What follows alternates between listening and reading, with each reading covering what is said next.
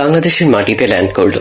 হ্যাঁ, আজ 5 বছর পর নিজের দেশের মাটিতে পা রাখতে পারলাম। অনেক ভালো লাগলো। বিমানবন্দর থেকে বের হচ্ছে বাবাকে আগেই কল করে জানিয়ে দিয়েছিলাম। এমন সময় একটা মেয়ে আমাকে এসে জড়িয়ে ধরলো, সাথে তো কান্না করে দিয়েছে। হ্যাঁ, আমি জানি এটাকে। এটা আমার আদরের একমাত্র ছোট বোন নীলা। হ্যাঁ রে, এবার তো থাম, চল আগে বাসায় যাই, নাকি এখানেই কান্নার বন্যা বসিয়ে দিবি? হ্যাঁ ভাইয়া চল। সামনে এগিয়ে দেখি বাবা দাঁড়িয়ে আছে। বাবা, কেমন আছেন? হ্যাঁ রে, আগে একটু ভালো থাকলেও এখন অনেক ভালো আছি। চল আগের বাসায় যাই, তোর মা অপেক্ষা করছে। হ্যাঁ চল। তারপর গাড়িতে বসে রওনা দিলাম। যেতে যেতে আমার পরিচয়টা দিয়ে দিই। আমি রবি সানি অনন্ত। পড়াশোনার জন্য বাবা মাকে ছেড়ে বিদেশ থাকতে হয়েছিল। 5 বছর পর আজকে দেশে ফিরলাম। আমি বাবা মার একমাত্র ছেলে। আর আমার বোনের কথা তো বলেই দিয়েছি, নাম নীলা। এবার একাদশ শ্রেণীর ছাত্রী। আর বাবা গ্রুপ অফ ইন্ডাস্ট্রিজের মালিক। আর মা আমাদের বাসার বস। মানে মা একটু রাগী, তাই মার কথা সবাই মেনে চলতে থাকে। তবে আমার জন্য একটু ছাড় আছে। আমার বাবা মার লাভ ম্যারেজ।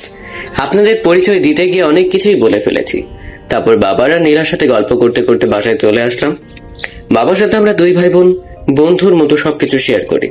বাসায় এসে কলিং বেল দিতেই মা দরজা খুলে দিলেন আর আমাকে দেখে জড়িয়ে ধরে কান্না করে দিলেন।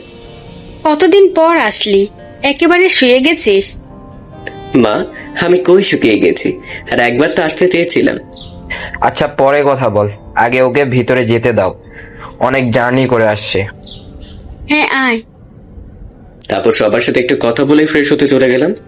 ফ্রেশ হয়ে নিজেকে দেখলাম মা খাবার টেবিলের কত রকমের খাবার সাজিয়ে রেখেছে। সবগুলো আমার পছন্দের, তাই দেরি না করে খেতে বসলাম। মা নীলাকে ডেকে আনলো, কিন্তু বাবাকে দেখি না। মা, বাবা কই গেল? বাবা ভাইয়া অফিসে চলে গেছে। কেন? কে নাকি অনেক জরুরি কল দিয়েছে, তাই বেরিয়ে গেল। তাড়াতাড়ি চলে আসবে, তুই খেয়ে নে। তারপর আমি খেয়ে রুমে চলে গেলাম। গিয়ে শুয়ে ঘুমিয়ে পড়লাম। সন্ধ্যার পর নীলার ডাকে ঘুম ভাঙলো। এই ভাইয়া উঠে যা, আর আমার জন্য কি এনেছিস দে। তোর জন্য আমি কি আনবো? কিছুই আনি নাই। মিথ্যে বললাম নীলাকে রাগানোর জন্য। কি সত্যি কিছু আনিস নাই? আমার কি কিছু আনার কথা ছিল? নীলার কিছু না বলে রাগে হন হন করে চলে গেল। মার রাগের কিছু ভাগটা আমরা 2 ভাই বোন পেয়েছি। আমার থেকে নীলার আবার রাগ বেশি, মা মেয়ে বলে কথা। যাই হোক, আমি উঠে গিয়ে ফ্রেশ হয়ে নীলার কাছে গেলাম। গিয়ে দেখি রুমে বসে আছে। আমাকে দেখে মুখ ফিরিয়ে নিল। আমি পেছন থেকে নীলার জন্য নিয়ে আইসক্রিম আর চকলেট ওর মুখের সামনে তুললাম। নীলা এগুলো দেখে কেড়ে নিয়ে আমার দিকে হাসি মুখে ঘুরে বসলো। আমি জানতাম ভাইয়া তুই আমার জন্য কিছু আনবি। আরো একটা জিনিস আছে। কি জিনিস ভাইয়া? পকেট থেকে একটা ঘড়ি বের করে নীলার হাতে দিয়ে দিলাম। ওহ ভাইয়া কি সুন্দর। হ্যাঁ, আমার কিউট বোনের জন্য। তারপর মায়ের ডাকে নিচে গেলাম। একটু পর বাবা চলে আসলো। বাবা ফ্রেশ হয়ে আসলে সবাই রাতের খাবার খেলাম। তারপর সবাই একসাথে বসলাম। অন্তত এখন থেকে কিন্তু ব্যবসার সবকিছু বুঝে নিতে হবে তোকে। বাবা মাত্রই দেশে আসলাম। এখন আগে আমার কাজে জড়াতে চাই না। আগে কয়েকদিন ঘুরবো, রিল্যাক্স করব, তারপর তোমার কথা রাখবো। আচ্ছা, তা কতদিন সময় লাগবে তোর? এই 1 মাস দিলেই হবে। আচ্ছা, যা দিলাম 1 মাস সময়, কিন্তু 1 মাস পর আর কিছুই বলতে পারবি না। আচ্ছা বাবা। তারপর নীলার মায়ের সাথে কথা বলে রুমে গিয়ে ঘুমিয়ে পড়লাম। পরের দিন ঘুম ভাঙলো নীলার ডাকে। তারপর ফ্রেশ হয়ে সবার সাথে নাস্তা করে নিলাম। বাবা অফিসার, নীলা কলেজে চলে গেল। আর আমি রাফিনকে কল দিলাম। রাফিন আমার ছোটবেলার বন্ধু। রাফিনের বাবা একজন পুলিশ অফিসার, আর রাফিন এখন ডিবি পুলিশ অফিসার। আরো 2 জন বন্ধু আছে, নাম সুমন আর জনি। আমরা 4 জন বেস্ট ফ্রেন্ড। রাফিন কল রিসিভ করলো। কি নবাব, এতদিন পরে মনে পড়লো আমার কথা? তোর কথা ভুললাম কবে? তো দেশে আসলি কবে? এই গতকালকে। তুই এখন কই? এই তো অফিসে যাব। অফিসে পরে যাস, আগে আমার সাথে দেখা কর। আচ্ছা বস, তুই বাসার নিচে আয়। আচ্ছা আয়। তারপর মায়ের কাছে বলে বের হলাম বাসার সামনে। একটু পর রাফিন গাড়ি নিয়ে আসলো। আমিও গিয়ে গাড়িতে বসলাম। তো বল এখন কোথায় যাবি? আমাদের সেই প্রিয় জায়গায় চল। আচ্ছা চল। সুমন আর জনিকেও আসতে বল। তারপর রাফিন, জনি আর সুমনকে কল দিয়ে ওই জায়গায় আসতে বললো, আর আমরাও রওনা হয়ে গেলাম আমাদের চারজনের অতি প্রিয় জায়গায়। 40 মিনিট পর পৌঁছে গেলাম নদীর পাড়ে। গিয়ে দেখি সুমন আর জনি আগেই চলে এসেছে। আমাকে দেখি জনি বলল, কিরে হিরো, ভালোই তো ফিগার বানিয়ে ফেলেছিস। তো কেমন আছিস? হ্যাঁ রে, ভালো আছি। তো কেমন আছিস? আরে আমরা খারাপ থাকলাম কখন? হ্যাঁ তাই তো। তারপর পাশের একটা চায়ের দোকানে বসে আড্ডা দিতে লাগলাম। আজকে রোদের তাপ বেশি নেই, আর চারিদিকে অনেক পরিবর্তন হয়ে গেছে। গল্পের নাম চেঞ্জ হয়েছে। এমন সময় আমি বললাম, তো চল কোথাও থেকে ঘুরে আসি। আমার হাতে মাত্র 1 মাস সময় আছে। কেন রে, তারপর আবার কি করবি? বাবা অফিসে জয়েন করতে বলেছিল। আমি সময় চাইলে 1 মাসের সময় দিয়েছে। তাই ভাবলাম সবাই কতদিন দূরে কোথাও যায় না, এই সুযোগে ঘুরে আসি। খারাপ বলিসনি, তবে আমরা 7 দিনের বেশি সময় নেওয়া যাবে না। আরে ব্যাপার না, হয়ে যাবে। তো আমরা সবাই কবে যেতেছি? আগামীকাল গেলে কেমন হয়? হ্যাঁ ভালোই হয়, কিন্তু আমরা যাচ্ছি কোথায়? কক্সবাজার গেলে কেমন হয়? ভালো। আচ্ছা, কখন রওনা দেব? রাতে। হ্যাঁ যাবো, একটা কার ভাড়া নিয়ে। কার ভাড়া নেবো কেন? আমাদের তো কার আছেই। এতে আলাদা একটা মজা আসবে। আচ্ছা ঠিক আছে। তারপর আড্ডা শেষ করে দুপুরে বাইরে খেয়ে বাসায় আসলাম। বাসায় গিয়ে ফ্রেশ হয়ে ঘুম দিলাম। বিকেলে ঘুম ভাঙলো নীলার ডাকে। উঠে ফ্রেশ হয়ে ছাদে গেলাম। সন্ধ্যার পর নিচে নেমে টিভি দেখতে লাগলাম। রাতে বাবা আসলো।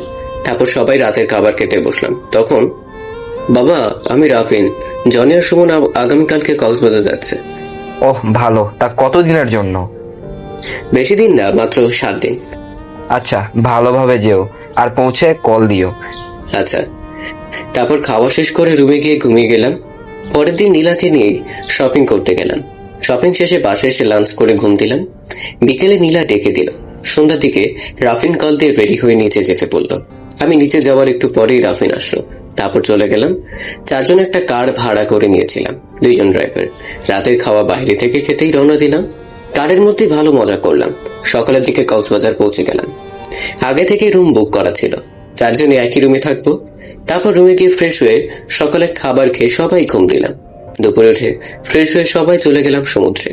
7 দিনে অনেক জায়গায় ঘুরলাম, অনেক কিছুর অভিজ্ঞতা হলো। 7 দিন শেষে বাসায় ব্যাক করলাম। তারপর থেকে রাফিন, জনি আর সুমন ওদের কাজ নিয়ে ব্যস্ত হয়ে গেল। কক্সবাজার থেকে নীলার জন্য অনেক কিছু এনেছিলাম, যেমন শামুকের মালা ইত্যাদি। তেমন অভিজ্ঞতা নেই। ওরা ব্যস্ত হওয়ায় একা সময় কাটতে চায় না। তাই বাবাকে বললাম, বাবা চলো আমরা ফ্যামিলি ট্যুরে যাই। হ্যাঁ যাওয়াই যায়, তবে 2 দিন পর যাব। আচ্ছা বাবা, হ্যাঁ থ্যাংক ইউ বাবা। তার 2 দিন পর আবার ট্যুরে চলে গেলাম 5 দিনের জন্য। আবার বাসায় এসে চলে গেলাম নানুর বাসায়। এভাবে 29 দিন কেটে গেল। তারপরের দিন সকালে খাবার টেবিলে। তো রেদওয়ান, সময় কিন্তু মাত্র 1 দিন আছে। হ্যাঁ বাবা, তবে আমিও একটা কথা ভেবে রেখেছি। কি কথা? আগেই আমি তোমার সব কাজ বুঝে নিতে পারবো না। কেন? আমি আগে তোমার অফিসে কর্মচারী হয়ে সবার সাথে কাজ করে দেখতে চাই। সবার সাথে মিশে দেখি কে কেমন ভাবে আমাকে নেবে। কিন্তু এইগুলা করার দরকার কি? তেমন কোনো দরকার নেই। তাও বাবা প্লিজ। আচ্ছা। আরেকটা কথা, অফিসে কারো কাছে আপনি আমাকে তোমার সন্তান বলে পরিচয় দিবেন না। আমি তো কিছুই বুঝতেছি না।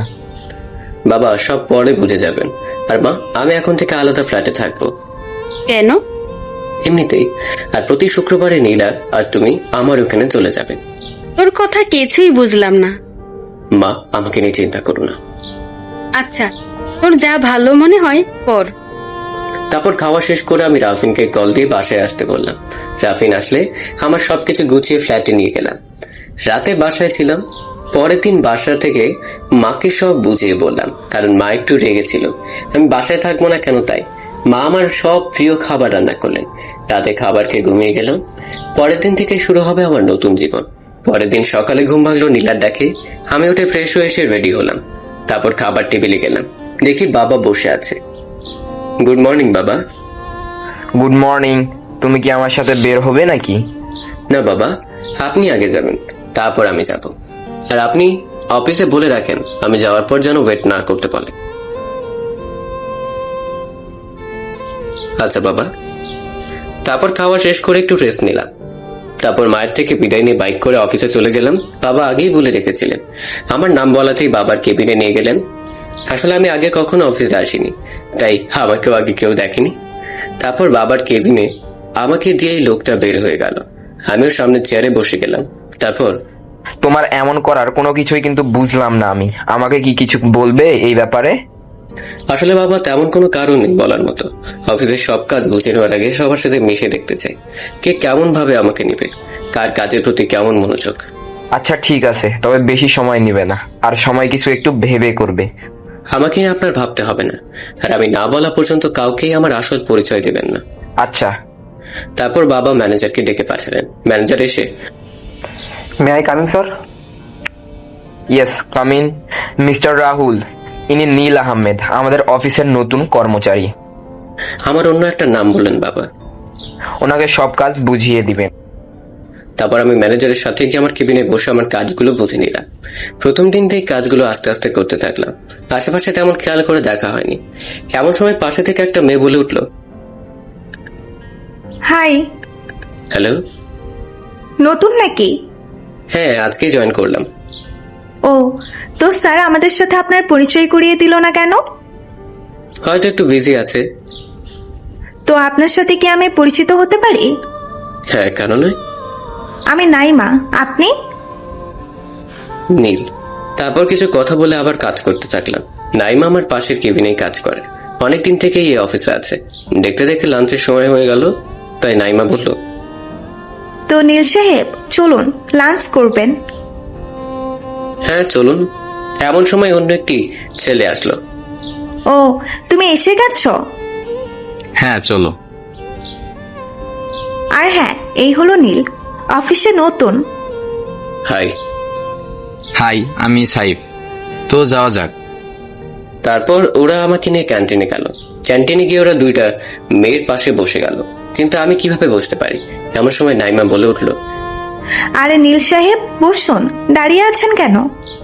নাইমার কথা শুনে এই মেয়ে দুইটাও আমার দিকে তাকালো। আমি তেমন ভাবে খেয়াল করিনি। আসলে মেয়েদের দিকে তাকাতে আমার কেমন জানি অস্বস্তি লাগে।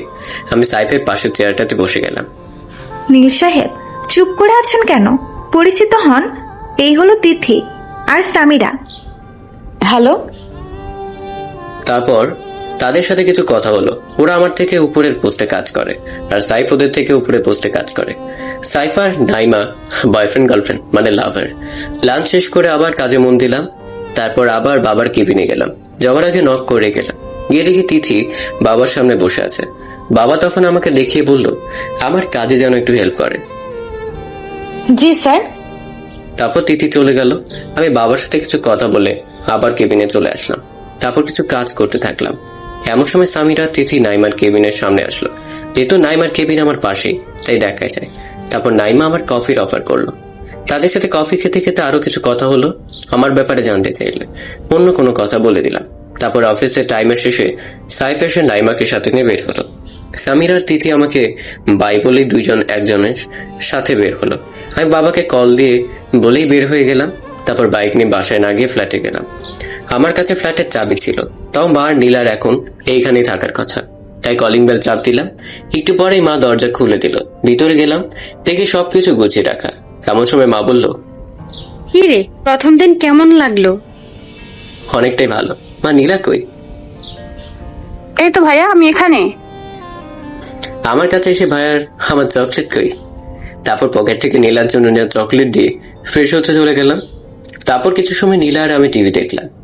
রাত 9:30 দিকে মা রাতে খাবারের জন্য ডাক দিল।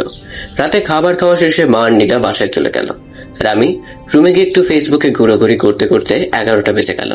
তাই আর দেরি না করে সকালের জন্য অ্যালার্ম দিয়ে ঘুমোতে চলে গেলাম। আবার সকালে অফিসে যেতে হবে। যারা নিয়মিত গল্প করতে চান তারা আমাকে ফলো করতে পারেন। পরের দিন ঘুম ভাঙলো কলের রিংটনের শব্দে। ঘুম ঘুম নিয়ে দেখি নীলা কল দিয়েছে, তাই কলটা রিসিভ করলাম। Hello, good morning. Good morning. ভাইয়া উঠে যা, সকাল হয়ে গেছে, অফিস যাইতে হবে। হ্যাঁ উঠছি, বাই। আচ্ছা বাই। তারপর উঠে ফ্রেশ হয়ে অফিসে যাওয়ার জন্য রেডি হয়ে গেলাম। এমন সময় কলিং বেল বেজে উঠলো। গিয়ে দরজা খুলে দেখি আমাদের বাসার ড্রাইভার টিফিন বাটি হাতে নিয়ে দাঁড়িয়ে আছে। আমাকে দিয়ে আবার চলে গেল। আসলে আমার ফ্ল্যাটে কোনো কাজের লোক নাই, রান্না করতেও পারি না, তাই মা খাবার পাঠিয়ে দিয়েছে। আমি টিফিন বাটি নিয়ে রুমে আসলাম। এমন সময় আবার ফোন বেজে উঠলো। দেখি মা কল দিয়েছে। হ্যাঁ মা, বলো। খাবারটা খেয়ে তারপর অফিসে যাবি। আর আমি যদি পারি বিকেলে গিয়ে রান্না করে দিয়ে আসবো, আর নয়তো খাবার পাঠিয়ে দিব। আচ্ছা মা, এখন বাই, পরে কথা হবে। আচ্ছা, দেখে শুনে অফিসে যাস। আচ্ছা, ভালো থেকো। বলি কলটা কেটে খাওয়া শেষ করে একটু রেস্ট নেওয়ার পর বাইক নিয়ে অফিসে চলে গেলাম। বাইক রেখে অফিসে ঢুকলাম। গিয়ে দেখি নাইমা এখনো আসেনি, আরো অনেকেই আসেনি। তাই কেবিনে বসে আজকের কাজের সবকিছু দেখতে লাগলাম। এমন সময় নাইমা আর সাইফ একসাথেই আসলো। হাই নীল। হ্যালো সাইফ। তারপর সাইফ চলে গেল আর নাইমা কেবিনে বসে গেল। তারপর বেশি সময় আসি নাই, মাত্র 5 মিনিট হলো আসলাম। আর আমাকে সাহেব বলবেন না, কেমন যেন অন্যরকম লাগে। শুধু নীল বললেই ভালো হবে। জি আচ্ছা, ঠিক আছে। এমন সময় ম্যানেজার আমার সামনে আসলেন। নিলয় সাহেব, স্যার আপনাকে সবার সাথে পরিচয় করে দিতে বলেছেন, তাই একটু আমার সাথে আসুন। তারপর ম্যানেজারের সাথে গিয়ে সবার সাথে পরিচিত হলাম। পরিচিত হয়ে ভালোই লাগলো। তারপর নিজ কেবিনে এসে কাজ করতে থাকলাম। এমন সময় আবার বাবা আমাকে ডেকে পাঠালেন। আমিও বাবার কেবিনে গেলাম। নক করতেই বাবা ভেতরে যেতে বললেন। আজকে কখন আসলে? এই তো বাবা, সময় মতোই চলে আসছিলাম। হ্যাঁ, ভালো। আর কাজ কেমন লাগতেছে? তেমন খারাপ না। তা ম্যানেজার সবার সাথে তোমার পরিচয় করিয়ে দিয়েছে? হ্যাঁ বাবা, সবার সাথে পরিচিত হয়ে ভালোই লাগলো। তারপর আরো কিছু কথা বলে আবার কেবিনে চলে আসলাম। আবার কাজে মনোযোগ দিলাম। এমন সময় নাইমা আমাকে ডাক দিল। হ্যাঁ বলুন। স্যার আপনাকে ডেকে নিয়ে কি বললো? তেমন কিছুই না, একটু আলাপ করলো। নতুন জয়েন করেছি তাই। ও, তা কফি খাবেন নাকি? হ্যাঁ, খাওয়া যায়। তারপর নাইমা 2টা কফি নিয়ে আসলো। কফি খেতে খেতে নাইমা আর সাইফের ব্যাপারে সব জানলাম। ওদের প্রেমের ব্যাপারে তুই পরিবারের সবাই জানে, তাই ওদের প্রেম করতেও এখন আর লুকোচুরি করতে হয় না। কথা বলা শেষ করে আবার একটু কাজ করলাম। লাঞ্চের সময় সাইফ এসে আমাকে আর নাইমাকে ডেকে নিয়ে গেল। গিয়ে দেখি গতকালকের মতো আজকেও তিথি আর সামিরা বসে আছে। তারপর আমরা গিয়ে বসলাম। আমার সাথে তিথি আর সামিরার কিছু কথা হলো। তারপর লাঞ্চ শেষ করে আবার কাজ করলাম। কাজের সময় দেখি রাফিন কল দিয়েছে, তাই কাজের বিরতি দিয়ে কল রিসিভ করলাম। কি স্যার, কি খবর? ভালোই আছে স্যার। অনেক ব্যস্ত নাকি? 2 দিনে কোনো খবর নেই? তেমন ব্যস্ত না, প্রথম দিকে একটু সময় লাগছে এই। তো বিকেলে বের হয়ে আয়, কোথাও আড্ডা দেই। হ্যাঁ অবশ্যই, তুই জনি আর সুমনকেও নিয়ে আসিস। আচ্ছা ঠিক আছে, বাই। বাই। বিকেলে বাবার কাছে বলে বের হয়ে গেলাম। বের হয়ে রাফিনকে কল দিয়ে নদীর পাড়ে আসতে বললাম, আর আমিও চলে গেলাম নদীর পাড়ে। আমি যাওয়ার পর একটু পর রফিন, জনি আর সুমন আসলো। তারপর অনেক সময় আড্ডা দিলাম। আড্ডা শেষ করে রাত 9টার দিকে ফ্ল্যাটে গেলাম। গিয়ে দেখি খাবার টেবিলে খাবারের সবকিছুই রাখা আছে। বুঝলাম মা এসেছিল। তারপর আর কিছুই না ভেবে ফ্রেশ হয়ে এসে রাতে খাবার শেষ করলাম।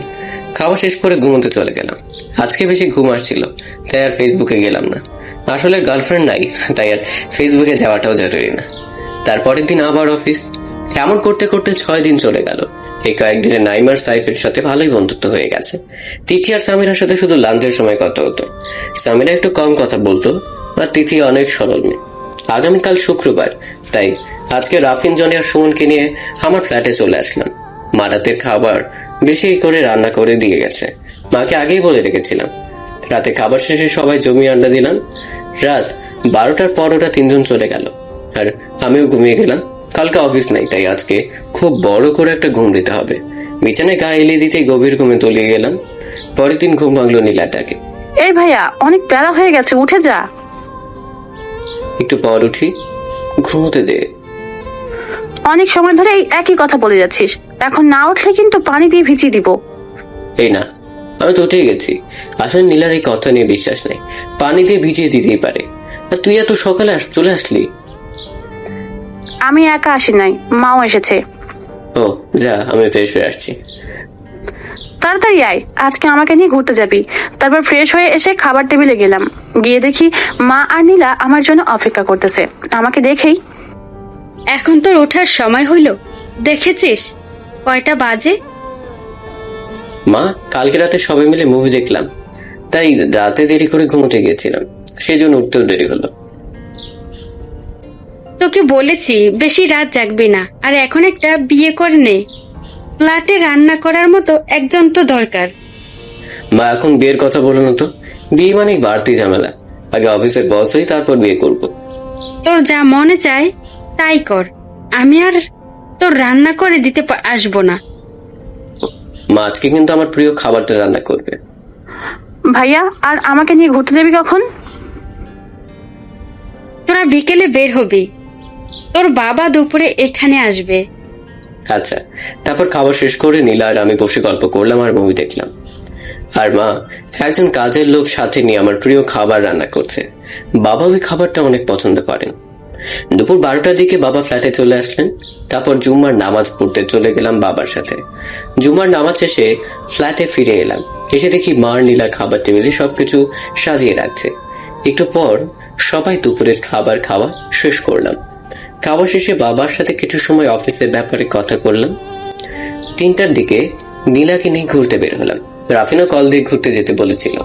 আমি নীলাকে নিয়ে যাওয়ার কথা বলে না করলাম। এখনো তো রাফিনের গার্লফ্রেন্ডে ঘুরতে যাবে। গাড়ি নিয়ে বের হয়েছে। তারপর অনেক জায়গায় ঘুরলাম। আইসক্রিম আর চকলেট খাওয়া বাদ দেওয়ার হয় নাই। তারপর রাতে খাবার বাইরে থেকে খেয়েই রাত 8টার দিকে নীলাকে নিয়ে বাসায় গেলাম। আজ 7 দিন পর বাসায় আসলাম। বাসায় এসে মার সাথে কিছু সময় গল্প করে আবার ফ্ল্যাটে চলে আসলাম। ড্রাইভার নামিয়ে দিয়ে গেল।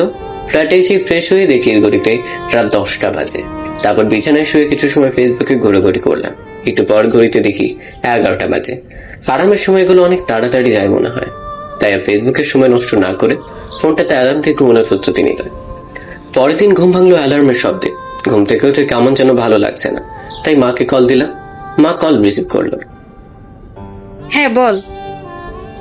মা কি করো? এই তো তোর বাবার পাশে বসে আছি। তোমরা সবাই ঠিক আছে তো? মায়ের কণ্ঠটা কেমন জানি অন্যরকম লাগলো। হ্যাঁ ঠিক আছে, তবে তোর বাবার রাতের থেকে জ্বর এখন কমেছে। কি বল? আমাকে আগে জানাবে না? ডাক্তার এসে দেখে ঔষধ দিয়ে গেছে, তোকে চিন্তা করতে হবে না। আচ্ছা আমি আসছি। তারপর দ্রুত ফ্রেশ হয়ে অফিসের জন্য রেডি হয়ে বাইকে নিয়ে বাসে চলে গেলাম। গিয়ে কলিং বেল চাপতে একটু পর নীলা দরজা খুলে দিল। কিরে বাবার জ্বর, আমাকে জানাস নাই কেন? রাতে তো আমি জানতাম না, সকালে একটু আগে জানলাম। তার আগেই নাকি তুই মায়ের সাথে কথা বলেছিস। তুই কি বাসায় থাকিস না? এখন যা, আমার জন্য কফি নিয়ে বাবার রুমে আয়। তারপর বাবার রুমে গেলাম। আমাকে দেখে বাবা উঠে বসলেন। দেখে বুঝলাম জ্বর এখন অনেক কমে গেছে। আমি গিয়ে বাবার পাশে বসলাম। বাবা, আপনার জ্বর আসলো কেমন করে? রাতে কি বাড়ি থেকে এসে গোসল করেছিলেন নাকি? হ্যাঁ, বাইরে থেকে এসে মাথা ব্যথা করতেছিল, তাই ভাবলাম গোসল করে ফেলি। এমন সময় নীলা কফি নিয়ে আসলো। কফি খেতে খেতেই বাবার সাথে কথা বললাম। আপনি জানেন না রাতে গোসল করলে আপনার প্রায় সময় জ্বর আসে, তাও গোসল করলেন কেন? মা তুমি নিষেধ করতে পারলেন না? আমি তো নিষেধ করেছিলাম, এ শুনে কার কথা? আমার কিছুই হয় নাই, এত চিন্তা করতে হবে না। আচ্ছা খাবার দাও, খেয়ে অফিসে যাইতে হবে। আপনার আজকে অফিসে যেতে হবে না, ম্যানেজারকে বলে দেন। আর মা, বাবার খাবার রুমে দিয়ে যাও, আর নীলা আমার খাবার দে। তারপর খাওয়া শেষ করে অফিসে চলে গেলাম। অফিসে গিয়ে দেখি 9:15 বাজে। অফিস শুরু হয় 9:30-এ, তাই বসে আজকের কাজের ফাইলগুলো দেখছিলাম। অফিসের সময় হয়ে গেছে, সবাই প্রায় চলে এসেছে। নাইমার সাইফও চলে আসলো। আসলে সাইফ আর নাইমা একসাথেই আসে, আর সাইফ নাইমার কেবিনে দিয়ে তারপর তার কেবিনে যায়। হাই নীল, কি খবর? এই তো ভালো। তোমার?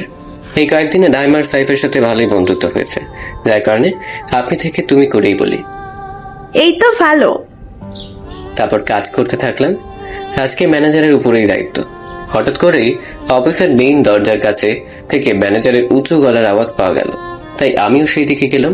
গিয়ে দেখি ম্যানেজার এক মেয়েকে অনেক কড়া কথা বলছে, কারণ মেয়েটার অফিসে আসতে মাত্র 8 মিনিট লেট হয়ে গেছে। মেয়েটা বলছে একটা সমস্যা থাকার কারণে লেট হয়ে গেছে। তাও ম্যানেজার অনেক কড়া কথা বলছে, তাই আমি ম্যানেজারকে বললাম, স্যার উনি তো বলছে ওনার সমস্যা ছিল, তারা তো কড়া কথা বলার দরকার কি? প্রতিদিন অনেক লেট করে আসলে এই কথাগুলো বলতে পারতেন। স্যারকে বললাম, কারণ আমি আমার আসল পরিচয় আগেই কাউকে জানাতে চাই না।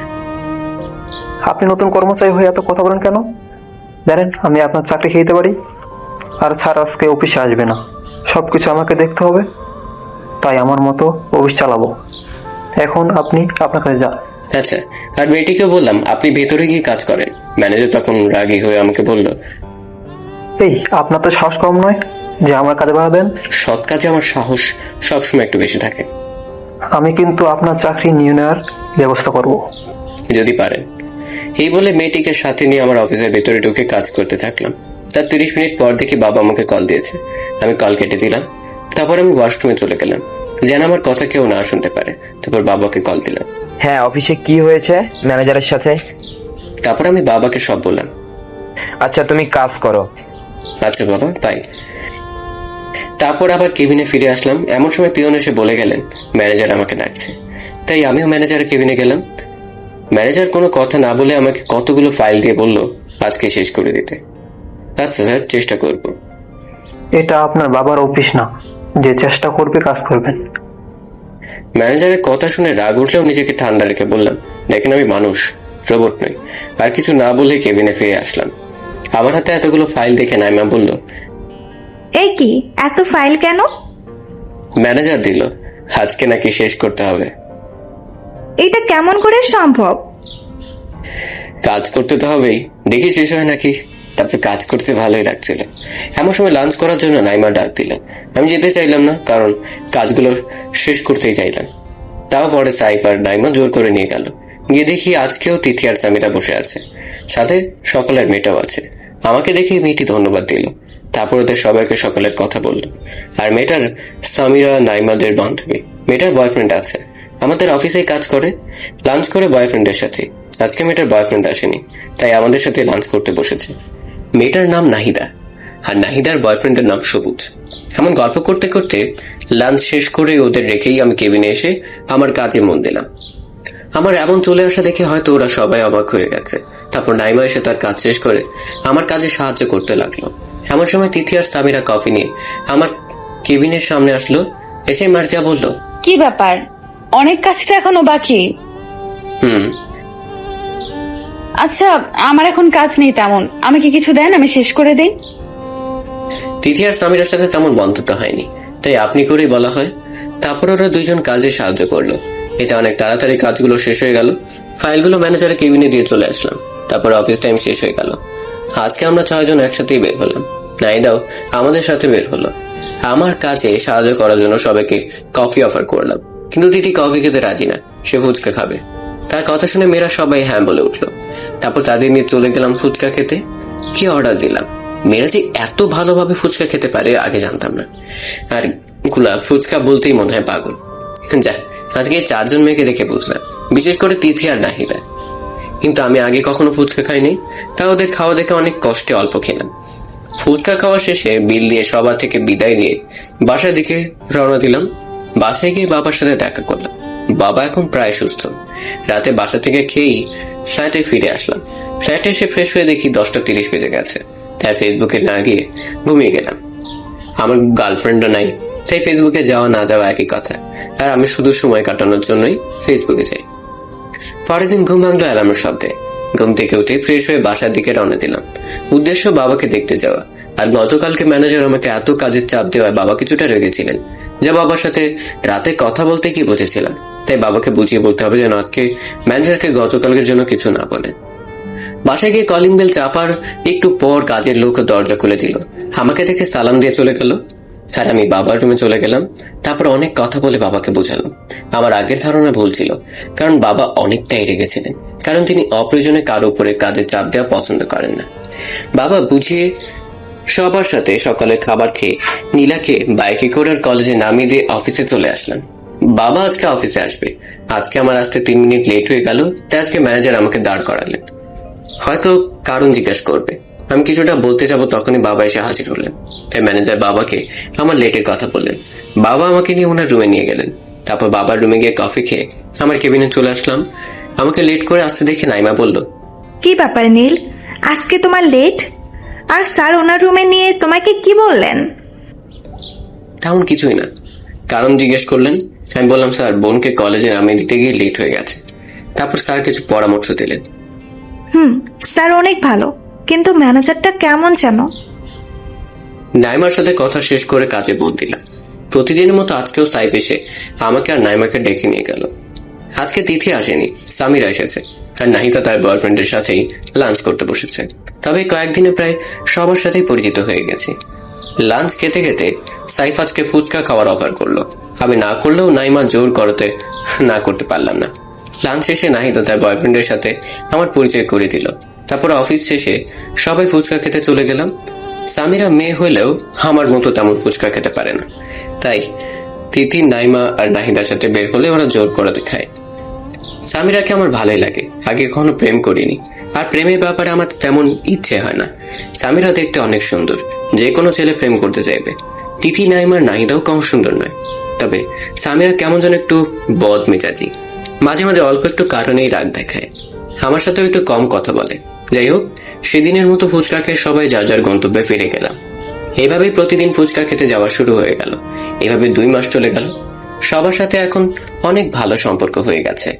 আর আমার প্রতিদিনের কাজ, ঘুম থেকে ওঠা, অফিসে যাওয়া, অফিসে এসে ফুচকা খেতে যাওয়া। এতদিনে ফুচকা ভালোভাবে খেতে শিখে গিয়েছি, আর অনেকটা ভালোই লাগে খেতে। আর প্রতি শুক্রবারে নীলাকে নিয়ে ঘুরতে যাওয়া, মাঝে মাঝে রাফিন, জনি, সুমনদের সাথে রাতে আড্ডা দেওয়া, সব মিলে কাজগুলো করতে এখন ভালোই লাগে। আমার অভ্যাসে রূপ নিয়েছে কাজগুলো। আর এতদিনে সামিরাকে অনেকটাই ভালো লেগে গেছে, তবুও বলতে পারি না, আসলে বলার মতো সাহস হয়ে ওঠে না।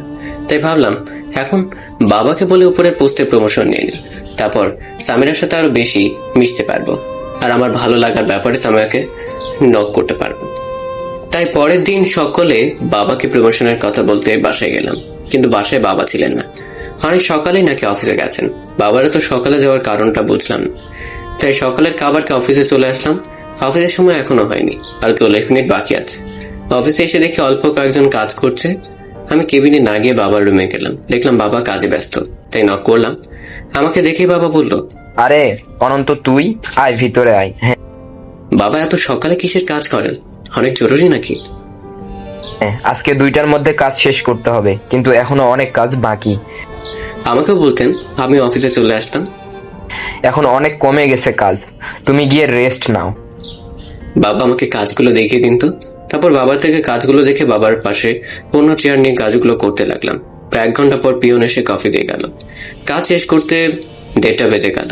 এর মাঝে ম্যানেজার 2 বার এসেছিল কাজের সব তথ্য দিতে। কাজগুলো সব শেষ করে বাবার রুম থেকে বের হয়ে কেবিনে না গিয়ে ক্যান্টিনে চলে গেলাম। আমাকে দেখেই নাইমা বলল, কি ব্যাপার নীল, এখন অফিসে আসলে নাকি? আরে না, আমি তো ও সরি, স্যারের রুমে কাজ করলাম, অনেক চাপ ছিল কাজের। হ্যাঁ, আমরাও তো কাজগুলা করলাম, আজকে অনেক সকালে আসতে হয়েছে। হ্যাঁ, তারপর কথা বলতে লাঞ্চ শেষ করলাম। লাঞ্চ শেষে ম্যানেজার এসে জানালেন আমাদের কাজটা সঠিক সময় শেষ করতে পারে অনেক উপকৃত হয়েছে কোম্পানি। হ্যাঁ স্যার, আপনাদের কাজের জন্য খুশি হয়ে আজকে 2:30 মিনিটে অফিসের ছুটি ঘোষণা করেছেন। সবাই তো অনেক খুশি, আর আমরা প্ল্যান করলাম আজকে রাতে সবাই একসাথে ডিনার করব। ছেলেরা পাঞ্জাবি আর মেয়েরা শাড়ি পরবে। তাই সবাই অফিস শেষে বাসায় চলে গেল, আর আমি ফ্ল্যাটে ফিরে আসলাম। এদিকে আমি তো অনেক এক্সাইটেড, কারণ এই প্রথম সামিরাকে শাড়ি পরা অবস্থায় দেখবো। তাই মাকে কল দিয়ে বললাম রাতে যেন না আসে, খাবার না পাঠায়। আর আমি দ্রুত ফ্রেশ হয়ে গোসল করে রেডি হয়ে বাইক নিয়ে রেস্টুরেন্টের উদ্দেশ্যে বের হয়ে গেলাম। রেস্টুরেন্টে গিয়ে দেখি ওরা কেউ আসেনি, তাই সাহেবকে কল দিলাম। হ্যাঁ নীল, হ্যাঁ, কত দূরে তোমরা? এই তো প্রায় চলে এসেছি, 5 মিনিট লাগবে। সামিরা, নাহিদারা কোথায়? আমরা সবাই একসাথেই আছি। আচ্ছা, আসো। তারপর কল কেটে দিয়ে অপেক্ষা করতে লাগলাম। 15 মিনিট পর ওরা সবাই চলে আসলো। ওদেরকে দেখে আমি দাঁড়িয়ে গেলাম, কারণ সামিরাকে শাড়িতে যেমন লাগছিল আমি চোখ সরাতে পারছিলাম না। সামিরাকে দেখেই দাঁড়িয়ে গেছি, কেউ যেন না বুঝে, তাই নিজেকে সামলে ওদেরকে হাই দিলাম।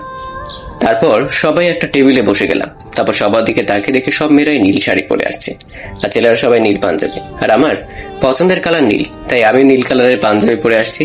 কিন্তু আমি জানতাম না ওরা সবাই নীল কালারের ড্রেস পরবে। তারপর খাবার অর্ডার দেওয়া হলো। আমি তো মাঝে মাঝে সামিরাকে দেখছি, সবগুলো মেয়েকেই সুন্দর লাগছে, আর সবার সাথে গল্প করছি। একটু পর খাবার চলে আসলো। খাবার শেষে অনেক সময় বসে আড্ডা দেওয়া হলো। আড্ডা দিতে দিতে রাত 10টা বেজে গেছে, তাই আর দেরি না করে সবাই বেরিয়ে গেলাম। ওরা 6 জন 3টা সিএনজি নিয়ে চলে গেল। নাহিদা আর সবুজ, সাইফ আর নাইমা, তিথি আর সামিরা, আর আমি বাইক নিয়ে ফ্ল্যাটে ফিরে গেলাম। ফ্ল্যাটে এসে ফ্রেশ হয়ে ঘুমোতে গেলাম, কিন্তু ঘুম যেন আমার সাথে বিরোধিতা করছে। কিছুতেই ঘুম আসছে না, শুধু সামিরার শাড়ি পরা চেহারাটা চোখের সামনে আসছে। রাতে আর ঘুমানো হলো না। সকালের দিকে একটু ঘুম আসছিলাম, কিন্তু মায়ের ডাকে ঘুম ভেঙে গেল। এই অনন্ত, এত বেলা হয়ে গেল, উঠে যা। মা, ঘুমোতে দাও, রাতে এমনিতেই ঘুমোতে পারিনি। কেন, রাতে কি চুরি করতে গেছিলি নাকি? কেমন করে ঘুমাবো? না মা, কিছুই না, এমনিতেই ঘুমের মাঝে মাকে সব বলে দিয়েছিলাম। হাই হাই, শাকি? বললাম তো মা কিছু না। তারপর ঘড়ির দিকে তাকিয়ে দেখি 8:50 বাজে। মা, খেতে দাও, আজকে অনেক দেরি হয়ে গেল। তারপর ফ্রেশ হয়ে এসে কোনো মতে বাইক নিয়ে অফিসে চলে গেলাম। অফিসে যেতে 20 মিনিট লেট। রাস্তায় জ্যাম থাকলে আমার কি দোষ বলেন? তার কোনো দিকে না তাকিয়ে কেবিনের দিকে পা বাড়ালাম, কিন্তু যেতে গিয়ে কার সাথে যেন ধাক্কা খেলাম। ধাক্কাটা একটু জোরেই হয়েছিল, তাই তো পড়ে গেলাম। তারপর সামনে তাকিয়ে দেখি তিথি। সরি, আসলে একটু লেট হয়ে গেছিল, তাই খেয়াল করতে পারিনি। আমি তো ব্যথা পেলাম তোমার লেটের জন্য। আজকে আমার কোমর মনে হলো গেল। আরে কি বলো? হাত দাও, উঠে পড়ো। তারপর তিথিকে টেনে তুলে দিলাম। কেন? ধন্যবাদ। এই যে আমাকে টেনে তুললে, আর আমি দাঁড়িয়ে মনে হইল আমার কোমর ঠিক আছে। ও আচ্ছা, আমি যাই। তারপর কেবিনে চলে আসলাম। এসে নাইমার সাথে কথা বলে কাজ করতে থাকলাম। আজকে লেট করাতে ম্যানেজার কিছুই বলতে আসেনি। একটু পর মনে হলো আমার সামনে কে যেন দাঁড়িয়ে আছে। সামনে তাকিয়ে দেখি তিথি কফি নিয়ে দাঁড়িয়ে আছে। নাও কফি। ধন্যবাদ। দেখে তো মনে হয় রাতে ঘুমাও না। আরে, আমি আর কিছুই বলতে পারলাম না। হ্যাঁ, প্রথমে দেখে আমার তাই মনে হয়েছিল। তা কাকে নিয়ে স্বপ্ন দেখেছিলে নীল? কাউকেই না নাইমা। আসলে কালকে রাতে খাবার খাওয়াটা একটু বেশি হয়ে গিয়েছিল, তাই রাতে ঘুমোতে লেট হয়ে গেছে। তুমি তো কালকে রাতে তেমন ভালোভাবে খেলেই না, শুধু আশেপাশে তাকিয়ে দেখতেছিলে। হিরে, তার মানে ওরা সবকিছুই বুঝে গেছিল। আরে নীল, কি ভাবো? এত ভাবতে হবে না। নাইমা, চুপ করতো। আর আজকে কিন্তু আমি ফুচকা খাওয়াবো। তাই নাকি? ভালোই হবে। হ্যাঁ, ভালোই হবে। আমার এই কথা শুনে নাইমা হেসে দিল, আর তিথি আমার দিকে কেমন করে তাকালো। আমি তাদের কিছুই বুঝলাম না। তার কথা না বাড়িয়ে কফি শেষ করে কাজে মন দিলাম। কাজ করতে করতে লাঞ্চের সময় হয়ে গেল। আজকেও সাইফ এসে ডেকে নিয়ে গেল। গিয়ে দেখি আজকে শুধু নাইদা আর সবুজ বসে আছে। আমরা গিয়ে বসলাম। তার একটু পর তিথি আর সামিরা আসলো। আমার চোখ শুধু সামিরাকেই দেখতে থাকলো। দেখেই যেন ঘোর লেগে যায়। হঠাৎ নাইমার কথায় ঘোর ভাঙলো। নীল, এত কি ভাবো? না, কিছু না। না ভাবলেই ভালো। নাইমার কথা শুনে তিথি মুচকি হেসে দিল। আজকে আমাদের দুজনের আচরণ কিছুই বুঝতে পারছি না। তার কিছুই না ভেবে লাঞ্চ শেষ করলাম। তারপর সবাই অনেক গল্প করলো। লাঞ্চ টাইম শেষ হলে কেবিনে এসে আবার কাজে মন দিলাম। অফিস শেষে সবাই চলে গেলাম ফুচকা খেতে। আজকে তিথিকে দেখে কেমন যেন অনেক খুশি মনে হচ্ছে, কিন্তু কি কারণ তাও বুঝতে পারছি না। না, এত ভাবতে গেলে আমার মাথা নষ্ট হয়ে যাবে। তাই সব ভাবনা বাদ দিয়ে ফুচকাকে ফ্ল্যাটে চলে আসলাম। এসে রাফিন, সুমন, জনি সবাইকে ফ্ল্যাটে আসতে বললাম। অনেকদিন আড্ডা দেওয়া হয় না, আর মাকে বললাম যেন বেশি করে খাবার পাঠিয়ে দেয়। সন্ধ্যা 7টার দিকে ওরা সবাই চলে আসলো। তারপর জমিয়ে আড্ডা দিলাম, আর সবাইকেই সামিরাকে ভালো লাগে এই কথা বললাম, আর কাউকে যেন আগে না বলে এই কথা বলে দিলাম। আমি জানি ওরা আমার অনুমতি ছাড়া কাউকেই বলবে না। সবাই তো আমার কথা শুনে সেই লেভেলে খুশি, কারণ সবার গার্লফ্রেন্ড আছে, শুধু আমার নয়। তারপর মা রাতে খাবার পাঠালে। রাতের খাবার খেয়ে কিছু সময় ওদের থেকে আইডিয়া নিলাম কেমন করে সামিয়াকে প্রপোজ করতে পারি। ওরা একজন একভাবে প্রপোজের কথা বলে, তাই ওদের থামিয়ে বললাম আচ্ছা আরো কিছুদিন চাক, তারপর আমি নিজে ভেবে নিজের ইচ্ছে মতো প্রপোজ করব। হ্যাঁ কর, তবে ট্রিট যেন মিস না হয়। টিট মিস করলে তোর গপ থাকবে না, নিয়ে ভেগে যা। তাহলে তোর গল্পের কি হবে? এটা তোকে ভাবতে হবে না। এমন কিছু সময় গল্প করে ওদের বিদায় দিয়ে ফেসবুকে গিয়ে দেখি নাইমা, সামিরা, মার্জিয়া, সাইফ অ্যাক্টিভ আছে, তাই ওদের সাথে কিছু সময় গল্প করলাম। সামিরা রিপ্লাই একটু লেট করে, কিন্তু মার্জিয়ার SMS দেওয়ার পরেই রিপ্লাই দেয়। রাত 10:30টার দিকে ফেসবুক থেকে সবার থেকে বিদায় নিয়ে ঘুমানোর প্রস্তুতি নিলাম, কারণ প্রতিদিন অফিসে লেট করে যাওয়া যাবে না। দেখি আজকে রাতে আবার কেমন ঘুম হয়। আজকেও দেখি ঘুম আমার সাথে বিরোধিতা শুরু করে দিয়েছে। শুধু সামিরার কথা ভাবনায় চলে আসছে। আবার আজকে নাইমার তিথির ব্যবহার কেমন যেন মনে হলো। তিথি আমার দিকে অন্যভাবে তাকিয়ে থাকে। এমনভাবে তাকানোর মানেটা কি? সামিরা তো কখনো আমার দিকে এমনভাবে তাকায় না। সামিরা হয়তো মাঝে মাঝে আমাকে নিয়ে বিরক্ত বোধ করে, কিন্তু সামিরাকে যে আমার বেশি ভালো লাগে, তাই তো সামিরার সাথে সবসময় আগে থেকে কথা বলতে চাই। মাঝে মাঝে আমি কল দেই, তবে নাইমা, সাইফ, নাহিদা মাঝে মাঝে আমাকে কল দেয়, আর তিথি প্রায় কল দেয়। না, আমি এগুলো নিয়ে ভাবতে পারছি না, মাথা ব্যথা শুরু হয়ে গেছে। ভাবতে না চাইলেও সবকিছু একাই ভাবনাতে চলে আসছে। ভাবতে ভাবতে কখন যে ঘুমিয়ে গেছি বলতে পারবো না। পরের দিন ঘুম ভাঙলো নীলার ডাকে। আসলে মায়ের কাছে আমার ফ্ল্যাটের অন্য একটা চাবি আছে, তাই ভিতরে ঢুকতে সমস্যা হয় না। এই ভাইয়া উঠে যা, 8:20 বেজে গেছে। হেই, যা তো, ঘুমোতে দে। ভাইয়া না উঠলে মাকে ডেকে নিয়ে আসি, আর তোর অফিসে লেট হয়ে যাবে তো। কয়টা বাজে? 8:22 বাজে। নীলার কথা শুনে ঘুম একাই চলে গেল। তাড়াতাড়ি করে ফ্রেশ হয়ে এসে দেখি মা সব খাবার টেবিলে রেখে বসে আছে। আমাকে দেখি মা বলল, কি রে, তুই রাতে ঘুমাস কখন? কেন মা? 10টার দিকে। তাহলে উঠতে এত লেট হলো কেন? আসলে মা, রাতে এখন ঘুম অনেক ভালো হয়, তার জন্যই হয়তো। নাকি ভাইয়া কাউকে নিয়ে স্বপ্ন দেখিস? মায়ের খাবি? তুই একটা বিয়ে করলে তো পারিস, আমাকে এত সকালে এখানে আসতে হতো না। মা, বললাম তো আগে অফিসের সবকিছু বুঝে নেই, তারপর বিয়ে করে বাসায় থাকবো। আর তোমার এখানে আসতে সমস্যা হলে এসো না। হইছে, আর এত ঢং বাদ দিয়ে তাড়াতাড়ি অফিসে যা। তারপর খাওয়া শেষ করে বাইক নিয়ে অফিসে চলে গেলাম। আজকে 2 মিনিট আগে আসতে পারলাম। বাইক রেখে ভেতরে যাওয়ার পথে তিথি আর সামিরার সাথে দেখা। হাই। হাই নীল। কিন্তু সামিরাকে দেখে সবসময়ের মতো স্বাভাবিক মনে হলো, আর আমার সাথে কথা বলারও তেমন আগ্রহ নেই। কিন্তু সামিরাকে কেমন করে বুঝাই, তোমার কথা ভাবতেই আমার নির্ঘুম রাত কাটে। কিন্তু তাদের সাথেই অফিসের ভেতরে গেলাম, গিয়ে দেখি নাইমা চলে আসছে। তারপর নাইমার সাথে কিছু কথা বলে কাজে মন দিলাম। তারপর মনে হলো বাবার সাথে আমার প্রমোশনের কথা বলতে হবে। প্রমোশন হলে সামিরার সাথে বেশি সময় থাকতে পারবো, আর আমার যে সামিরাকে ভালো লাগে তা বোঝাতে পারবো। তাই বাবার রুমে গেলাম। স্যার, আসতে পারি? আসো। বাবা ব্যস্ত নাকি? না, বল, কি বলবি? আসলে বাবা, আমি প্রমোশন নিতে চাইছিলাম। প্রমোশন দিবে? এত প্রমোশন বাদ দিয়ে এই চেয়ারের দায়িত্ব নিয়ে নাও, আর ছেলের মুখে বাবা ডাকটাও শুনতে হবে না আমাকে।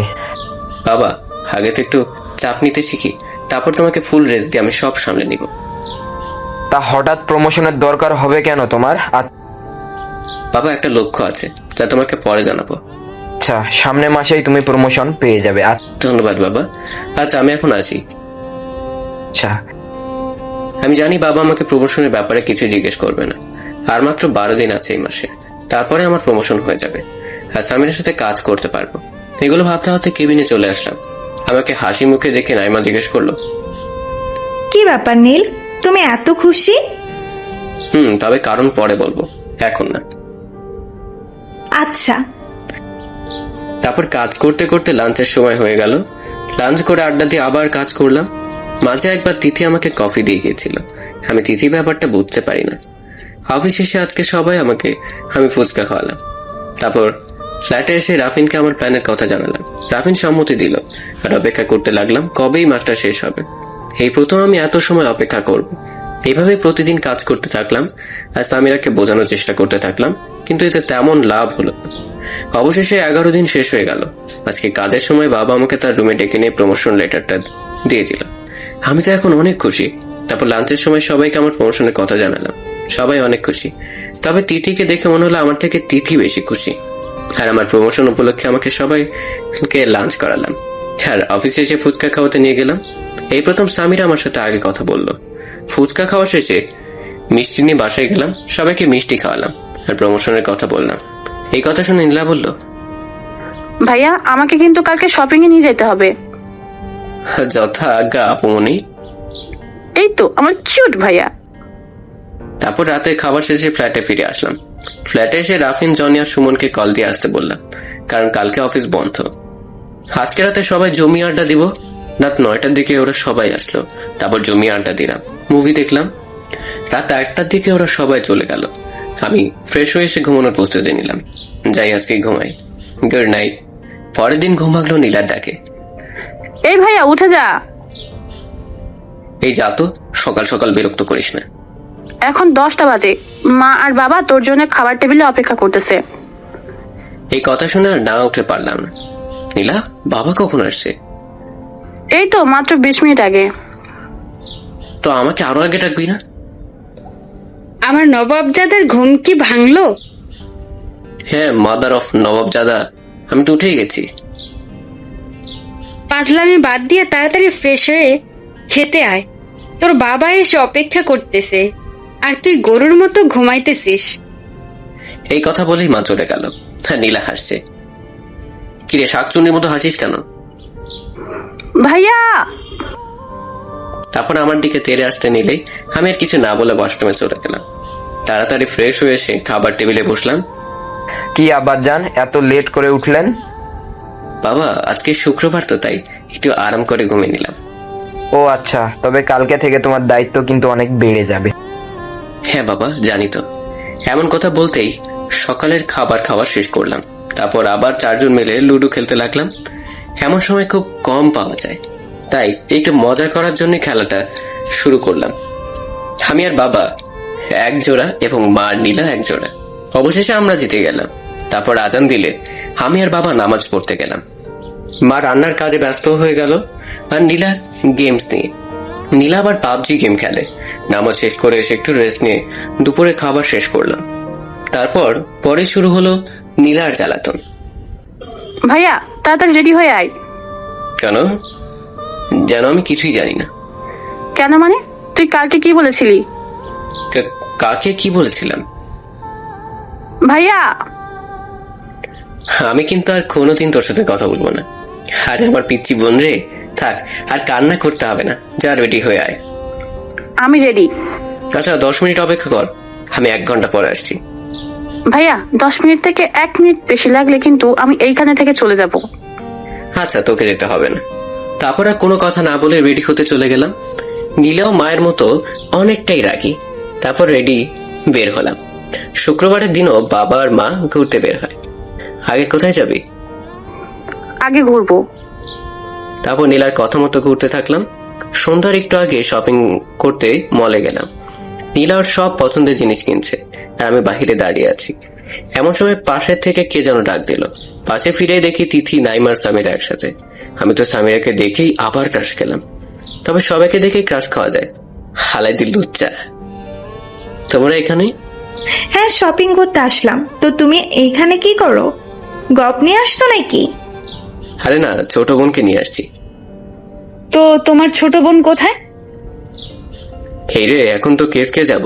নীলাকে ওদের সাথে পরিচয় করিয়ে দেওয়া যাবে না, কারণ আপনারা ভালো করেই জানেন। আই, কি হলো? কি ভাবো এত? না কিছু না, আসলে আমার ছোট বোন তো বাসায় চলে গেছে। তো চল কফি খাই সবাই মিলে। আমি যে এখন ওদের কি বলি সেটা ভেবে পাচ্ছি না। নীল, তুমি কি কিছু নিয়ে টেনশন করছো? না, তবে আমার বন্ধুরা কল দিয়ে দ্রুত দেখা করতে বলছে। আবার তোমাদেরকে কেমন করে না বলি, এটা নিয়ে ভাবছি। আরে এই ব্যাপার, সমস্যা নাই, অন্য একদিন খাওয়ানো যাবে। হ্যাঁ, আজকে আমরা এমনিতেই এখন বের হয়েই যাব। অনেক সময় বাসা থেকে বের হয়েছি। আমি ওদের কথা শুনে হাফ থেকে বাঁচলাম। তো বাই, কালকে দেখা হচ্ছে। হ্যাঁ, আমাকে ছেড়ে তো আগেই প্রমোশন পেয়ে গেলে। আরে তোমার প্রমোশনটাও তাড়াতাড়ি হয়ে যাবে, এত ভেবো না। দোয়া করো। তারপর ওদের বিদায় করে দিয়ে নীলার কাছে গেলাম। কিরে, তোর শপিং শেষ হলো? হ্যাঁ ভাইয়া। তারপর মার বাবার জন্য কিছু শপিং করে বিল দিয়ে নীলাকে নিয়ে বাসায় চলে আসলাম। বাসায় গিয়ে মা বাবাকে তাদের গিফট দিলাম আর নীলা তার সব ড্রেস দেখালো। তারপর সবাই মিলে রাতের খাবার খেলাম। খাবার খাওয়া শেষে ফ্ল্যাটে ফিরে আসলাম। তারপর ফ্রেশ হয়ে এসে বিছানায় শুয়ে পড়লাম আর ভাবতে লাগলাম কেমন করে সামিরাকে প্রপোজ করব।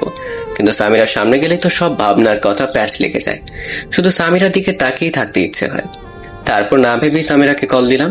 সামিরা রিসিভ করে। হ্যালো, কি বলছেন? আমার নাম্বার চিনতে পারলে না? ও তুমি? হ্যাঁ বলো, কি জন্য কল দিলে? কেন, আমি কি কল দিতে পারি না?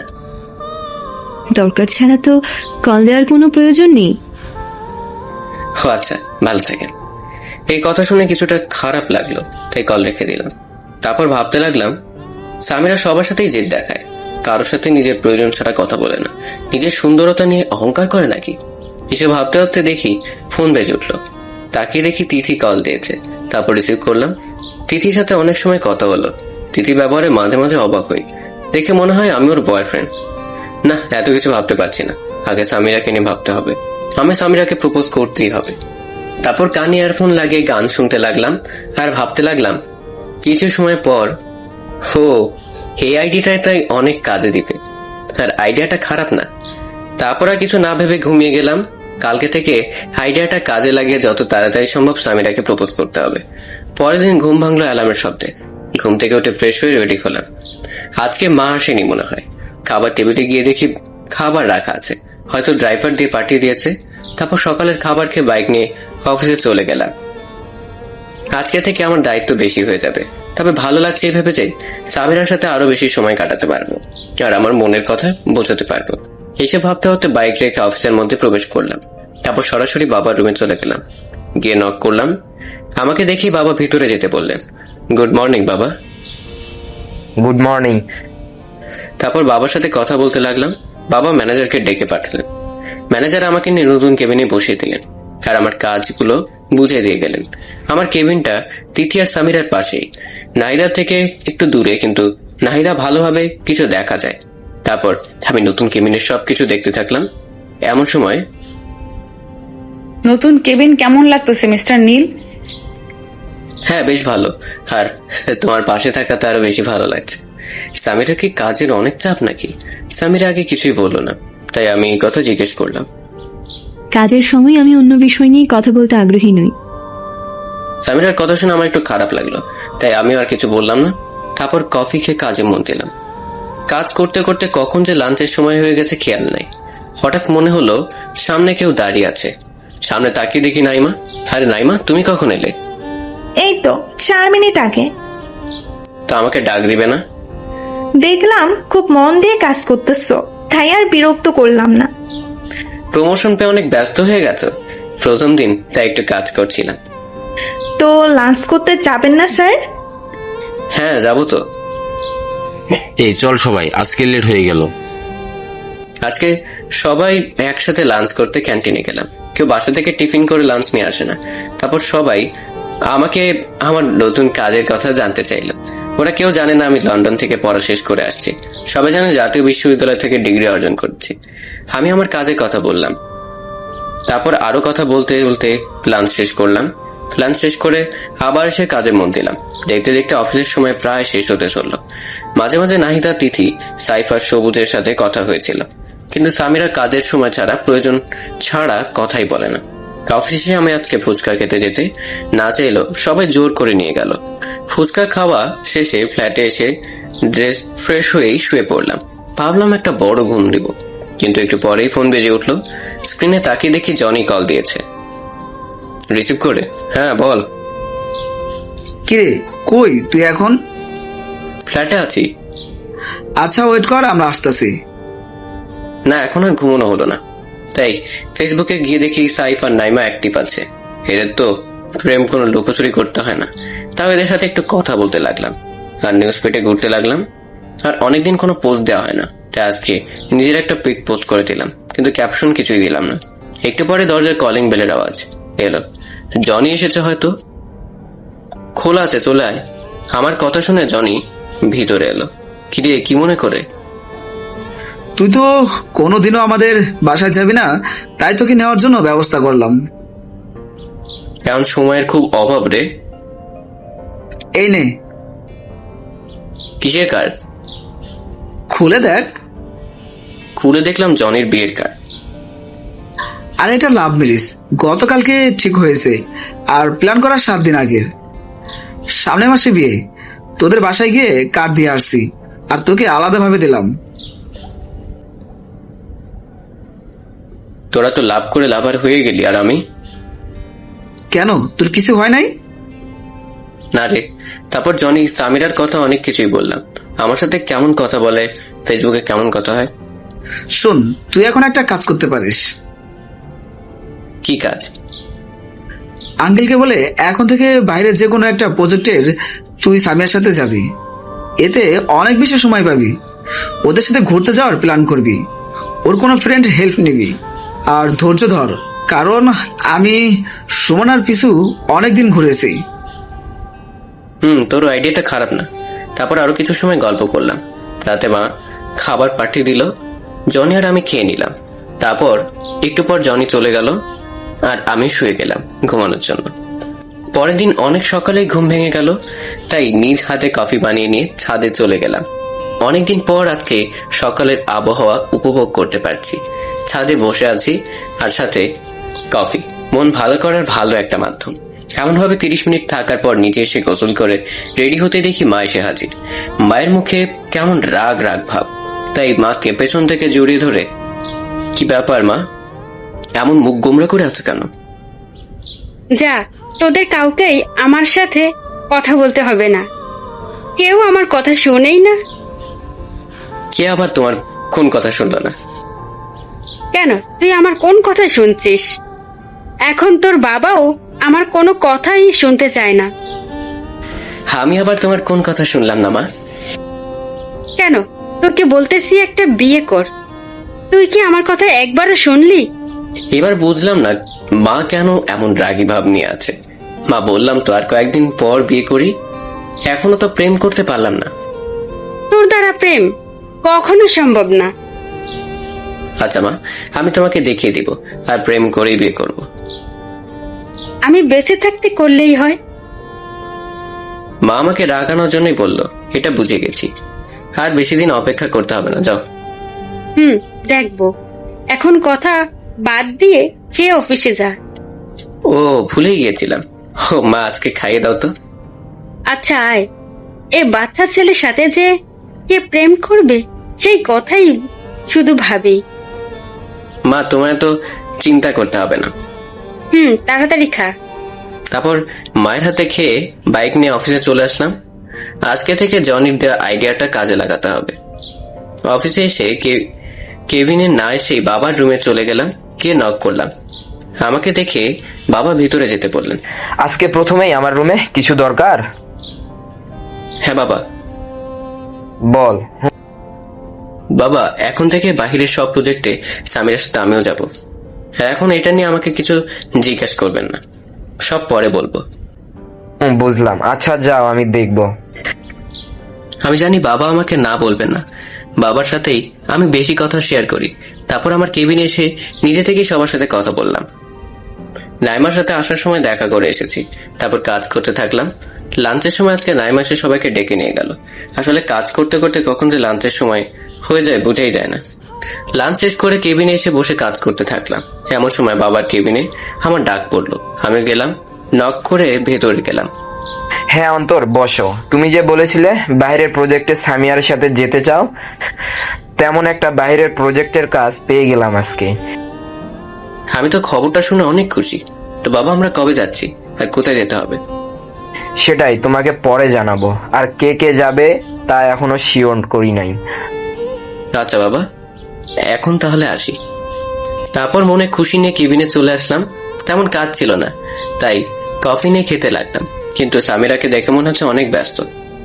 সামিরা অনেক কাজের চাপ নাকি? চোখে দেখেও যদি আবার জিজ্ঞেস করো কেমন লোক, হ্যাঁ একটু ছিল। তাই হেল্প করবো নাকি? এত কাজের চাপ এখন না করাটাও ঠিক হবে না। হ্যাঁ, হেল্প করলে একটু ভালো হয়। মনে মনে একটু খুশি হলাম, বুঝেনি তো, প্রিয় মানুষ বলে কথা। তারপর সামিরাকে হেল্প করতে থাকলাম। একটু পর তিথি এসেও হেল্প করলো। অফিস শেষে আজকেও সবাই ফুচকা খেতে থাকলাম। সামিরাও আজকে আমার সাথে নিজে থেকেই অনেক গল্প করছে। যাক, নীলের সাথে একটু কথা বলে সময় কাটালেই আমার অনেক কাজে হেল্প পাবো ওকে দিয়ে। এই নীল এমন কেন? আমি ওকে পছন্দ করি, এটা কি বোঝে না হাদারাম? অনেক তো খাওয়া হলো, এবার যাওয়া যাক। হ্যাঁ চল। বাই নীল। বাই। মুচকি এসে সামিরাই প্রথম নিজে থেকে বাই বললো। উফ, কত ভালো লাগছে এখন। তারপর বাইক নিয়ে ফ্ল্যাটের দিকে রওনা হলাম। ফ্ল্যাটের সামনে এসে দেখি রাফিন, জনি আর সুমন দাঁড়িয়ে আছে। আমি ওদের কাছে যেতেই, কিরে তোকে কতবার কল দিলাম, রিসিভ করলি না কেন? আজকে সারাদিনে একবারও ফোন হাতে নেই নাই। জনির কথা শুনে পকেট থেকে ফোন বের করে দেখি সত্যি অনেকগুলো মিস কল। ফোন সাইলেন্ট হয়ে গেছিল, আমি বুঝতেই পারি নাই। শোন, জনির বিয়ের সব প্ল্যানিং করতে হবে। এখনো তো 25-26 দিন বাকি আছে, এত তাড়াতাড়ি প্ল্যানিং করে কি হবে? কেন কাজের কথা শুনে ভয়ে পালিয়ে যাবে নাকি? আচ্ছা, আমরা এখানে না দাঁড়িয়ে চল আগে রুমে যাই। তারপর সবাই রুমে গেলাম। ওদের বসতে বলে আমি ফ্রেশ হতে চলে গেলাম। ফ্রেশ হয়ে এসে দেখি ওরা আমায় নিয়ে কি যেন বলছিল। কিরে, আমার নামে কি বলিস এমন করে? বলতেছিলাম তোর প্রেম কত দূর কি হলো, আর কিছুই তো জানালি না। এখনো প্রপোজ করি নাই। আমি যে আইডিয়া দিলাম কেমন হলো রে? হয়তো কাজে দিবে। আচ্ছা, এই কথা পরে হবে। এখন বল কি প্ল্যান করবি? তারপর সবাই মিলে কিছুটা প্ল্যান করে ফেললাম। রাতের খাবার সবাই বাকিরে খেতে গেলাম। বাইরে থেকে খেয়ে এসেই ফ্রেশ হয়ে বিছানায় শুয়ে ফেসবুকে লগ ইন করলাম। দেখি তিথি, সামিরা, নাইমা, নাহিদা, সাইফ, সুজন সবাই অ্যাক্টিভ আছে।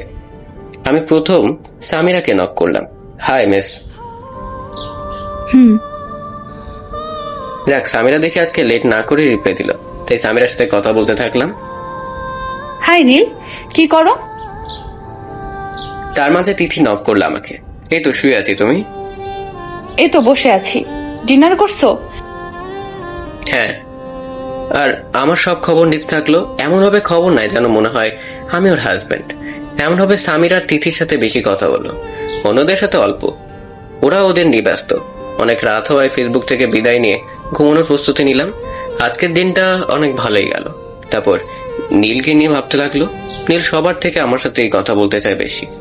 বলবেই তো, সবার থেকে আমি বেশি সুন্দর। আমার পিছে কত ছেলে ঘুরে। তবে নীলের সাথে কিছু সময় কাটানো দরকার। এসব ভাবতে ভাবতে ঘুমিয়ে গেল। এই নীল, এমনটা কেন? আমি মেয়ে হয়ে কেমন করে ওকে বোঝাই, আবার কাউকে এই কথাগুলো বলতেও পারি না। কালকে নাইমাকে বলে দেখবো সাহস করে। হ্যাঁ, আমাকে নাইমাই সাহায্য করতে পারে। যাই, এখন ঘুমাই। তারপর তিথিও ঘুমিয়ে গেল। পরের দিন ঘুম ভাঙলো কলের রিংটনের শব্দে। ফোন স্ক্রিনে তাকিয়ে দেখি তিথি কল দিয়েছে। কল রিসিভ করলাম। হ্যাঁ বল। উফ, রাগ করে নাই। সকালে ঘুম থেকে উঠেই হাদারামের কথাটা মনে পড়লো, তাই কল দিলাম। ভেবেছিলাম সকালে ঘুম ভাঙার জন্য হয়তো রাগ করবে, কিন্তু নরম ভাবেই তো বলল, হ্যাঁ বলো। এই যে অনেক ঘুম দিয়েছেন, এখন উঠে যান। ঘুম দিয়েছেন, এখন উঠে যান? এই মেয়ে সকালে ফোন দিয়ে এমন ভাবে বললো যেন আমি ওর একমাত্র বয়ফ্রেন্ড। হ্যাঁ উঠি, বাই।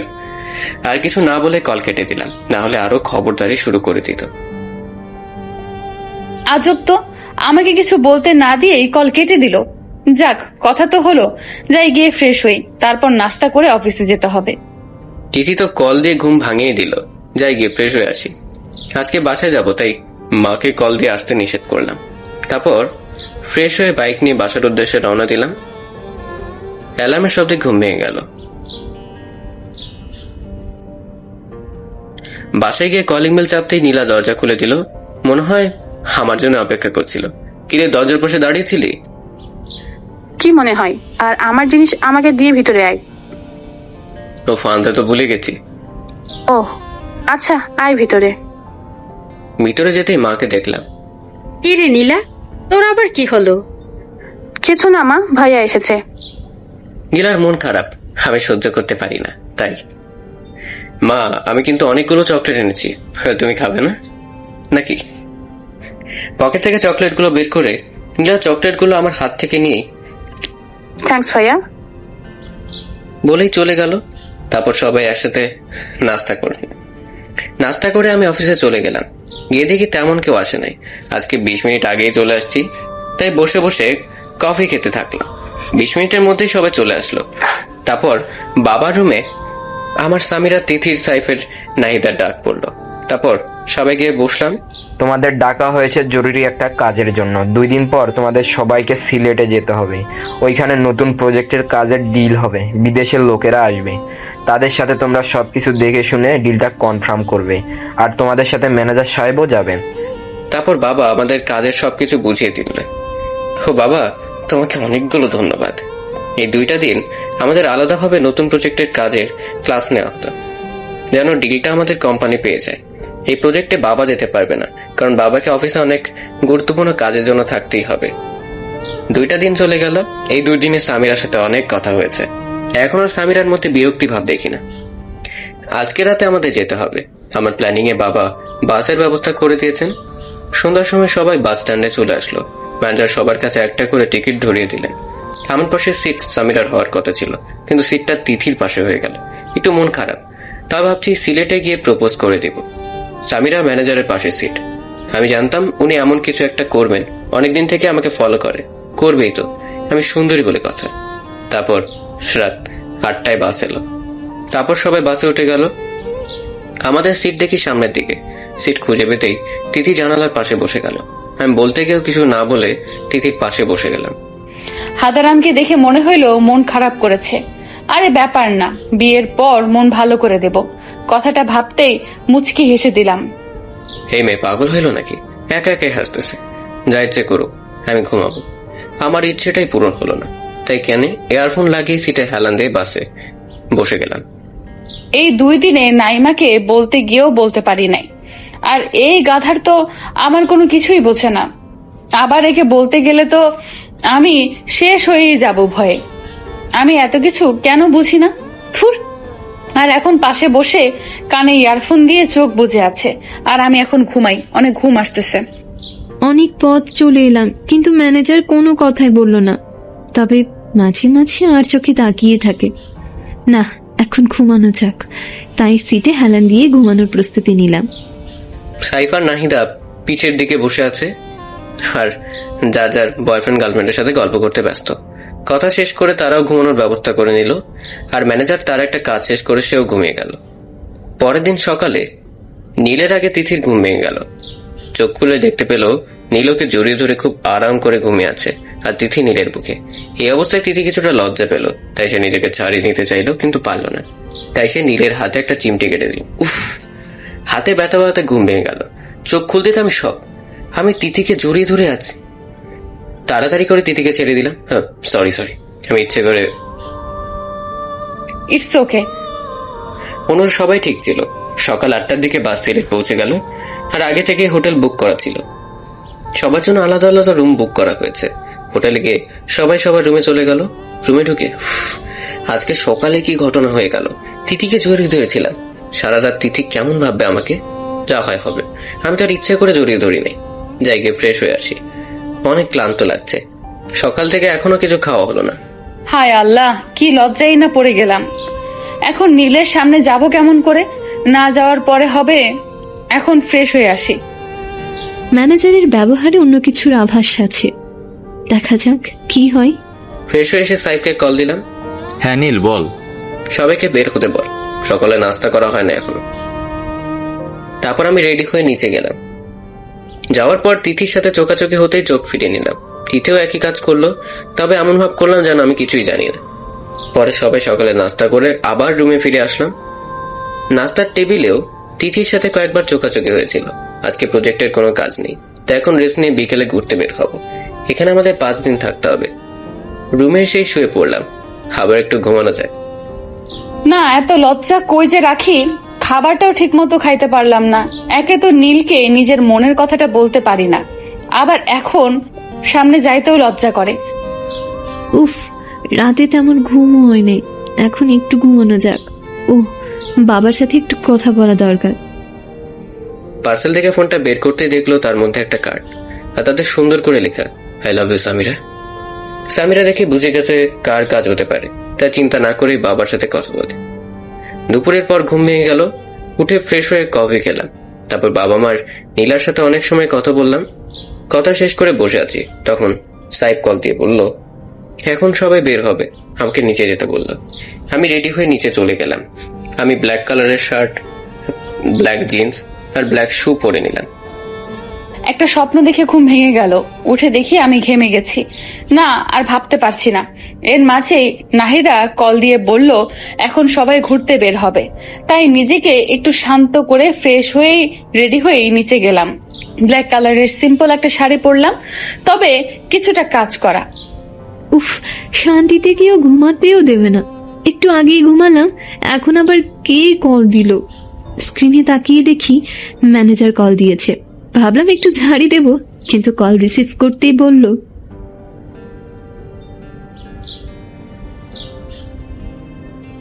ঘুরতে যাওয়ার কথা। শুনে আমি আর কিছুই বললাম না। আর কিছু না বলেই কল কেটে রেডি হয়ে নিচে গেলাম। রেড কালারের গর্জিয়াস ভাবে কাজ করা একটা শাড়ি পরে বের হলাম। আমি নিজে গিয়ে দেখি শুধু সাইফ আর ম্যানেজার দাঁড়িয়ে আছে। একটা মেয়ে এখনো বের হয় নাই। উফ, এই একটা কাজ খুব অস্বস্তি লাগে, বেশ সময় অপেক্ষা করা। বেশ কিছু সময় পর নাহিদা আসলো, কিন্তু অন্য দুজন আসার কোনো খবর নাই। তারও কিছু সময় পর দুজন একসাথে আসলেন। আমি তো সামিরাকে দেখে কিছুই বলতে পারছি না। ওই দিন নীল শাড়ি, আবার আজকে লাল শাড়ি, সবকিছুতেই ভালোই মানায়। তবে তিথিকেও ভালোই লাগছিল। সাইফের কথা আমার ঘোর কাটলো। চল সবাই বের হই, অনেক দেরি হয়ে গেল। আমাকে দেখে সবাই মনে হয় ক্রাশ খেয়ে গেছে, খেতেই হবে, সামিরা বলে কথা। তারপর সবাই একটু কার ভাড়া করে নিয়ে চলে গেলাম ঘুরতে। সিলেটে আগে কখনো আসি নাই আমি, আসলে দেশে থাকতে তেমন কোথাও ঘোরা হয়নি। তাই সবাই চা বাগান দেখার উদ্দেশ্যে বের হলাম। প্রায় 30 মিনিট পর চা বাগানের কাছে পৌঁছে গেলাম। পাহাড়ের মতো ঢালু জায়গায় অনেক বড় আকারের চা বাগান। আমাদের সাথে 3 জন লোক আছেন, যারা আমাদের সব পথ ঘুরিয়ে দেখাবেন। আমার সাথে তো সবকিছুই অবাক করা, সুন্দর লাগছে। সবাই অনেক সেলফি পিক তুলতে ব্যস্ত। আমার পাশেই সাইফ, সামিরার তিথি আছে। ভালোই ঘুরছিলাম নিজের মতো করে। হঠাৎ আমার পা পিছলে খেয়ে আমি পড়ে যেতে নিলেই সামিরা এক হাত আর তিথি এক হাত ধরে ফেললো। আমি তো হা হয়ে আছি, কি থেকে কি হয়ে গেল। সাইফ এসে আমাকে দাঁড় করে জিজ্ঞেস করলো আমি ঠিক আছি কিনা। আমি হ্যাঁ সূচক মাথা নাড়লাম।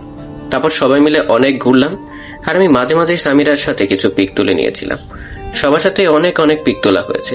সিলেটে চা বাগান ঘোরাটা মন্দ হয়নি। প্রায় সন্ধ্যা হয়ে গেছে, এখন আবার হোটেলে ফিরতে হবে। হোটেলে ফিরেই সবাই যার যার রুমে চলে গেলাম। ফ্রেশ হয়ে এসে আজকের কথা মনে হতে লাগলো, কিভাবে আমাকে ওরা দুজন ধরে ফেললো। না ধরলে তো অনেক নিচেই পড়ে যেতাম। আল্লাহ বাঁচিয়ে দিয়েছে। এই ছেলে এমন কেন? নিজেই এখনো ভালোভাবে দেখে চলতে পারে না। আজকে কত বড় একটা অ্যাক্সিডেন্ট হতে যেতেছিল। ম্যানেজার আমাকে প্রপোজ করতে চেয়েছিল, কিন্তু বেচারা সময় বের করতে পারলো না। দেখি কি করে। রাত 9টার দিকে সবাই ডিনার করে যার যার রুমে চলে গেলাম। বেশি রাত জাগা যাবে না, কালকে সকালে মিটিং এ যেতে হবে। পরের দিন এমনিতেই অনেক সকালে ঘুম ভেঙে গেল, তাই হোটেল বয়কে কফি দিয়ে যেতে বললাম। আর আমি ফ্রেশ হতে চলে গেলাম। ফ্রেশ হয়ে এসে দেখি কফি দিয়ে গেছে। তারপর কফি খেয়ে আজকের কাজের সব প্রস্তুতি শেষ করলাম, যেন কোথাও আমার তেমন কোনো ভুল না হয়। সকাল 8টার দিকে ব্রেকফাস্ট করে রেডি হয়ে গাড়ি নিয়ে প্রজেক্ট এরিয়ায় চলে গেলাম। প্রজেক্টটা ফ্ল্যাট নির্মাণের। কাজের এরিয়াটা দেখলাম। তারপর একজন লোক এসে আমাদের পাশের একটা বিল্ডিং এ নিয়ে বড় রুমে বসতে বলে চলে গেল। তার 15 থেকে 20 মিনিট পর কয়েকজন বাংলাদেশি আর ফরেনার লোক রুমে প্রবেশ করলো। ওনাদের সাথে আমাদের মিটিংটা হবে। 2-3 ঘন্টা মিটিং শেষে আজকের মতো শেষ হবে। কালকে আবার আসতে হবে। মিটিং শেষ করে হোটেলে ফিরে গেলাম। হোটেলে ফিরেই গোসল দিলাম। সকালে গোসল করে বের হয়েছিলাম, তা আবার এখন ভালো না লাগে আবার গোসল করলাম। তারপর নিচে না নেমেই হোটেল বয়কে দিয়ে রুমে খাবার নিয়ে আসতে বললাম।